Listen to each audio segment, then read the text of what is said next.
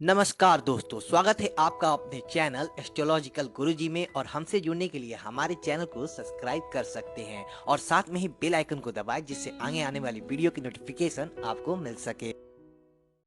तो सबसे पहले आप इस वीडियो को लाइक कर दीजिए, क्योंकि बाद में आप लाइक करना भूल जाते हैं। तो प्लीज वीडियो को टक से लाइक कर दें, और लाइक करने में आपका कुछ नहीं जाएगा, तो प्लीज लाइक कर दें। तो चलिए शुरू करते हैं आज का वीडियो।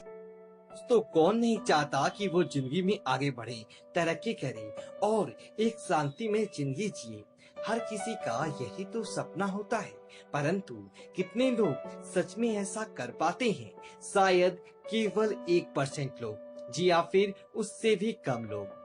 तो मेरा आप लोगों से एक प्रश्न है, कौन है वो जो हमें आगे नहीं बढ़ने देता? नहीं नहीं, ये तो सनसनी वाला है, जो रात को आता है और लोगों को जगाता है। परंतु ये चीज हम सभी को जाननी होगी, ये कौन है वो जो हमें आगे नहीं बढ़ने देता? कौन है वो जो हमें पीछे की ओर ढकेलता है? चलिए इसको एक कहानी और एक गीता ज्ञान से समझते हैं। एक कंपनी था और वहां पर काम करते सभी कर्मचारी बेहद खुश थे, और सभी कर्मचारी बहुत मेहनती भी थे।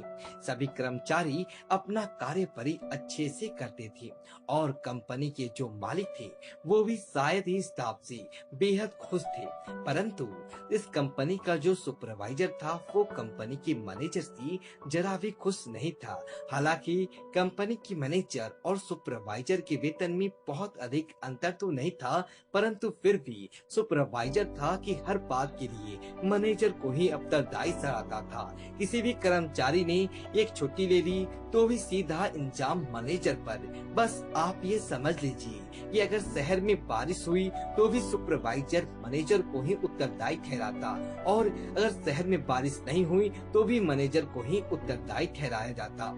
अब मैनेजर को तो उसे सीधे सीधे कह नहीं सकता था, और क्योंकि उस सुपरवाइजर मैनेजर के नीचे जो काम करता था, इसलिए सुपरवाइजर दूसरी एम्प्लॉय के सामने मैनेजर की बुराई करके अपने मन की भड़ास निकालता। और फिर एक दिन इस ऑर्गेनाइजेशन में एक मैनेजमेंट गुरु आए। बातें पहले तो मैनेजमेंट से रिलेटेड हुई, बाद में गुरु ने बताया कि सभी कर्मचारी अपने जीवन में तनाव को कैसे कम कर सकते हैं। इस बात पर सभी तो खुश दिख रहे थे, परंतु सुपरवाइजर का चेहरा एकदम उदास, तनाव भरा था। तो इन मैनेजमेंट गुरु ने सुपरवाइजर को अकेले में बुलाया और पूछा, क्या आपको किसी प्रकार का तनाव है? इस पर सुपरवाइजर बोला, जब तक यह मैनेजर है तनाव तो कम हो ही नहीं सकता। यह मैनेजर है, यह मुझे आगे बढ़ने ही नहीं देता। मैनेजमेंट को पूरी बात समझ आ गई।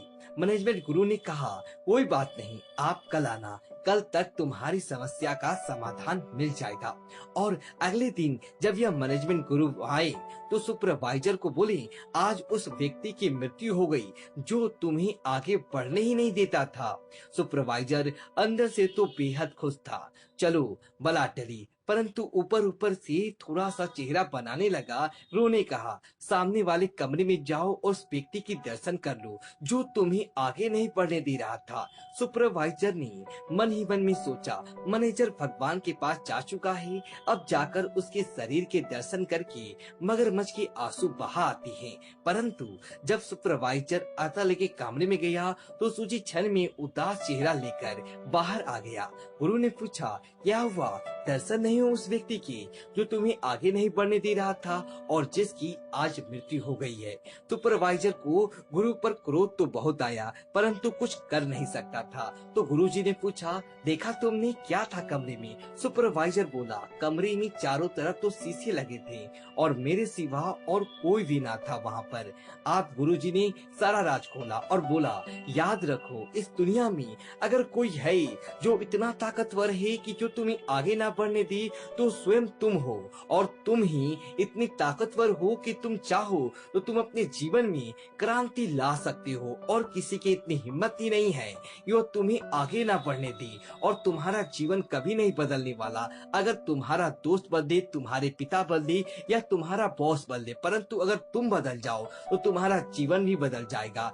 श्रीमद् भगवद गीता के 6वें अध्याय के 6वें श्लोक में श्री कृष्ण बताते हैं कि जिस व्यक्ति ने अपने मन को जीत लिया हो उसका मन उसका मित्र है, और जो मन को ना जीत पाए उसी व्यक्ति का मन उसका शत्रु है।